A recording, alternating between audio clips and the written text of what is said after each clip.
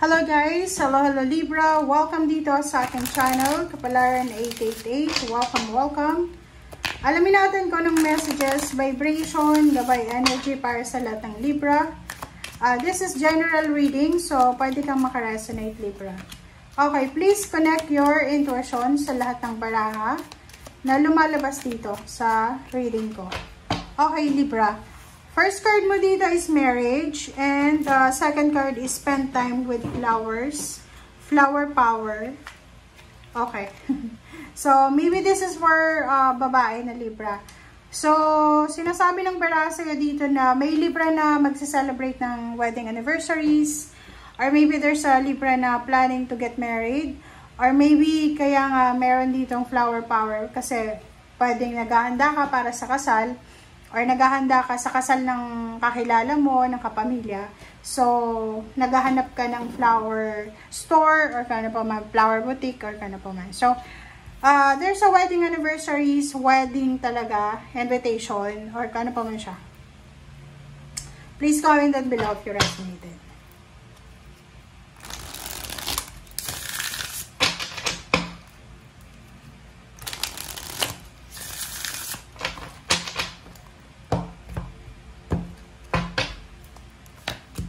Okay, first card natin Libra is 9 of Pentacles. Second is 3 of Wands. 4 of Cups. And the Judgment. 8 of Cups. And 4 of Swords.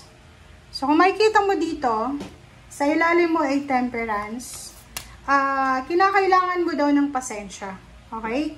Patience is virtue. Kailangan mo daw Libra ng pasensya.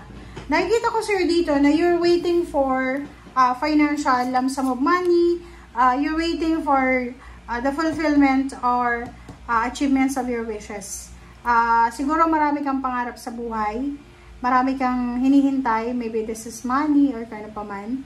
Or maybe you're waiting for, parang nasa ibang bansa ka. And naghihintay ka na makaipon ng pera para makauwi ng Pilipinas. Or possible nasa Pilipinas ka na gusto mong i-try yung pagiging OFW, pag-abroad. And yung 4 of Cups natin, nakikita ko sa'yo dito na kung single ka na Libra, pwedeng naghihintay ka rin ng relationship. Yung parang naghihintay ka ng magkaroon ng manliligaw or magkaroon ng liligawan kung lalaki ka.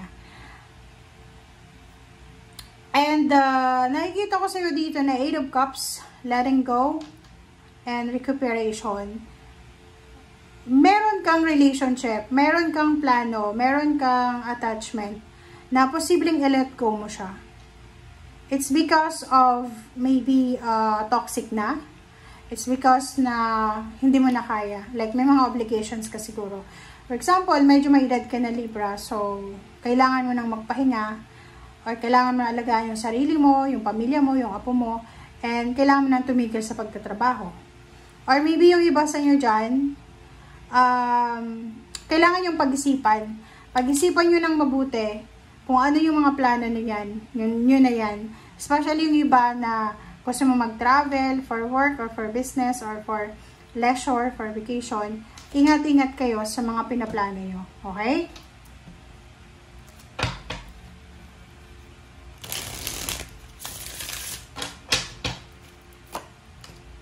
Okay, next card natin is Queen of Wands and 3 of Swords.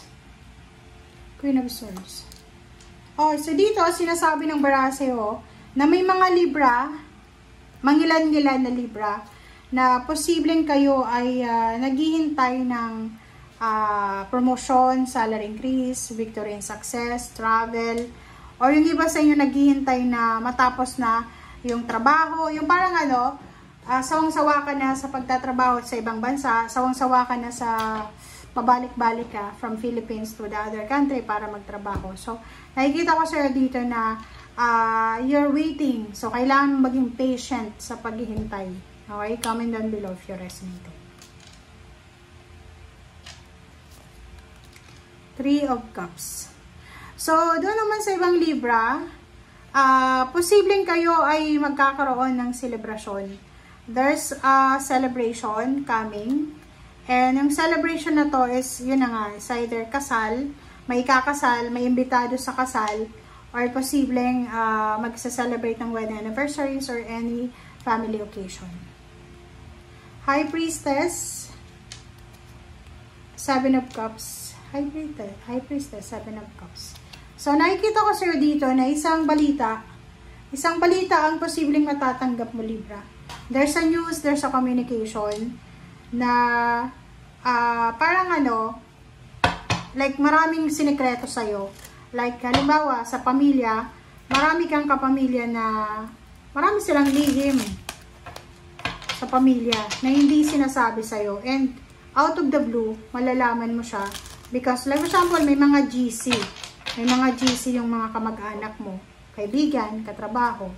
Tapos na nagkaroon sila ng nagkamali yung isa sa GC.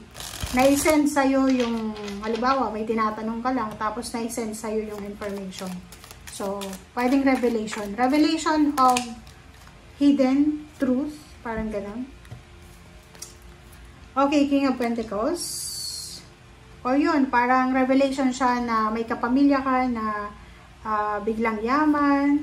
May kapamilya ka na posibleng nanalo sa loto. Or may kapamilya ka na naghiwalay, or pwedeng may kapamilya ka na kakapasok lang sa trabaho, ganyan, ganito. Okay, comment down below if you resonated.